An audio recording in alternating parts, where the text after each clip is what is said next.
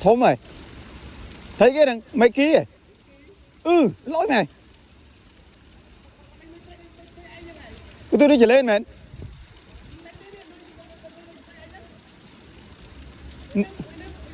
À nuôi bông lên, à nuôi túi đó mày.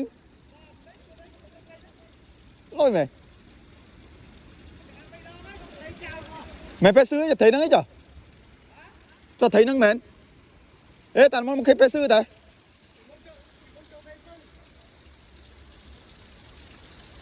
Trời nó smart chìm.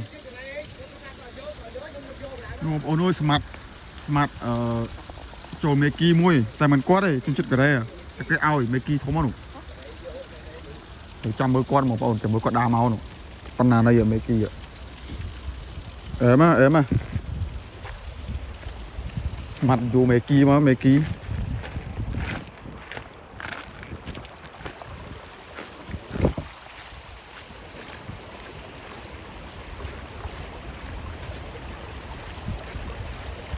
ui mấy kỳ thấu máu ôi mấy kỳ thấu máu mấy kỳ ô à trai chăng ôn thấy đừng làm ao nè mà tay mi rút chút nhanh đi thấy mình chẳng thành đại dương ấy ui em à oh my god món gì ạ ui mày kia bọn con ơi bán đây còn áo dư còn nhiều áo dư còn rốt cắn phải cây nhận đúng chứ cắn cho bọt